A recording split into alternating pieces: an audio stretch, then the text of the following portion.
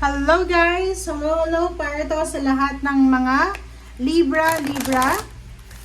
Tingnan natin Libra kung anong messages, vibration, gabay energy para sa lahat.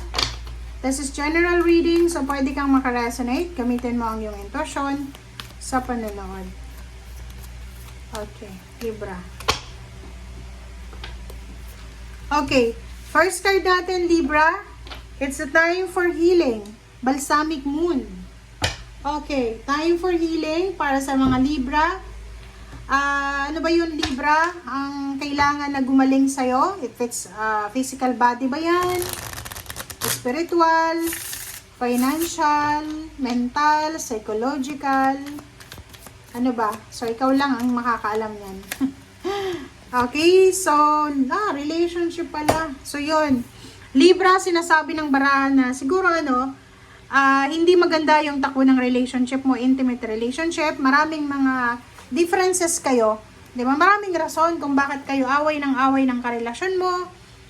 Maraming rason kung bakit hindi kayo magkasundo. Yung parang simpleng bagay lang, nag-aaway na kayo ng sobra-sobra.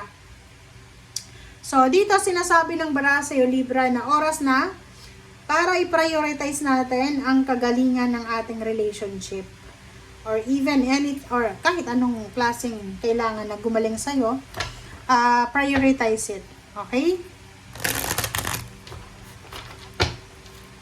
Okay.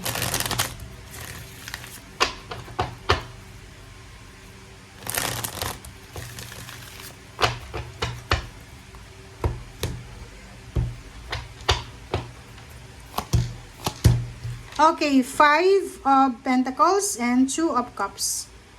3 of Pentacles, sorry. Ano ba yan?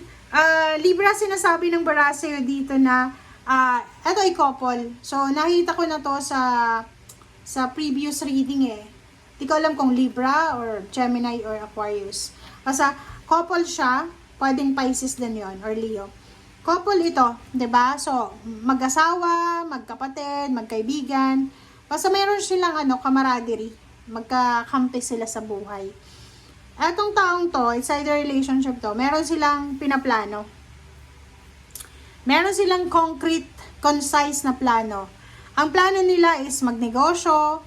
Ang plano nila is pwedeng magpatayo ng bahay, parang ganon. Ang plano nila is magpa-renovate ng bahay, mag-ipon ng pera. Okay. Meron ditong Libra na pagod na siya sa pagtatrabaho, pagod na siya sa pagbe-business, pagod na siya sa pagkakaroon ng problema pinansyal. Yung parang all the time na lang, pera na lang yung problema, relationship yung problema, pamilya yung problema. So, nandito siya sa 9 of Wands. Pagod na siya. Gusto niyang magpahinga. So, pwedeng yung Libra na to, since yung reading natin is from May 1 to 15, posibleng magpapahinga siya. Diba? Parang hindi siya magtatrabaho, rest lang siya. Pwedeng yun nga, time for healing, may kailangan siyang pagalingin. Pwedeng katawan, pwedeng relationship, pwedeng pera, spiritual, o ano pa man. Okay. Yung last card mo dito sa row na to is Queen of Pentacles. Yung Queen of Pentacles is sobrang yaman to na babae. Pwede siyang earth signs, pwede din siyang water sign, pwede din na fire sign, or anumang zodiac sign, maybe ikaw yan. Sinasabi ng baraha sa'yo dito na meron sa inyo Libra na pwedeng babae ka, tapos may asawa ka, syempre lalaki. Kayong dalawa, nagpaplano kayo na kung ano mang plano yung ito, gusto nyong talagang makuha yung outcome.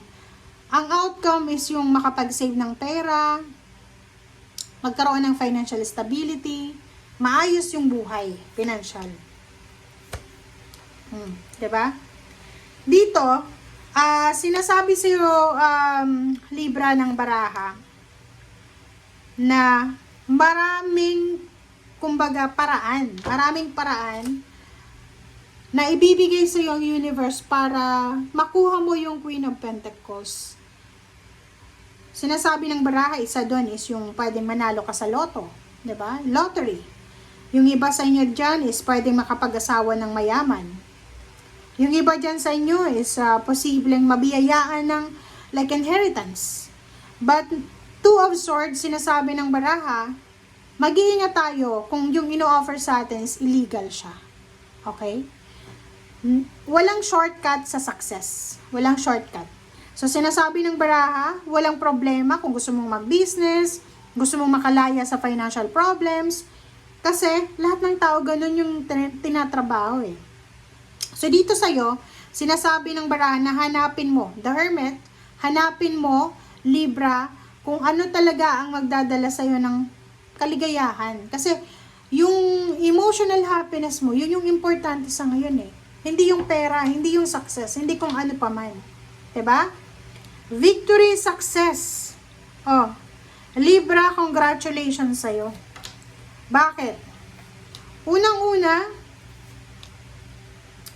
nandito yung King and Queen ng Swords. And nandito yung Queen of Wands and the Nine of Wands.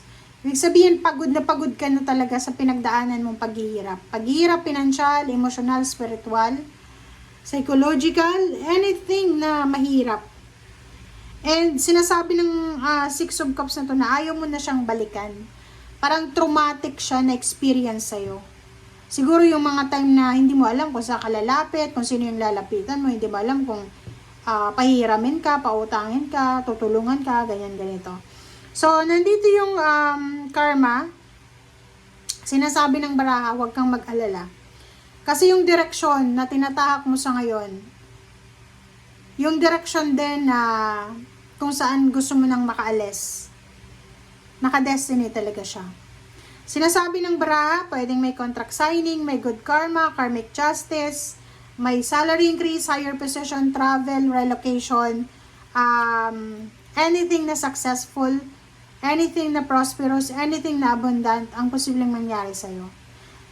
Balance, diba? Kung halimbawa for almost several years ng imbalance yung buhay mo, sinasabi dito sa'yo ng good karma card, ng justice card na parating na.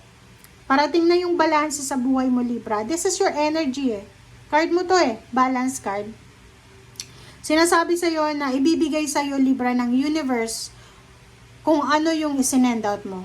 Alam mo naman na mabuti kang tao. Alam mo na matulungin ka. Alam mo na lahat ginawa mo para sa kabutihan. So,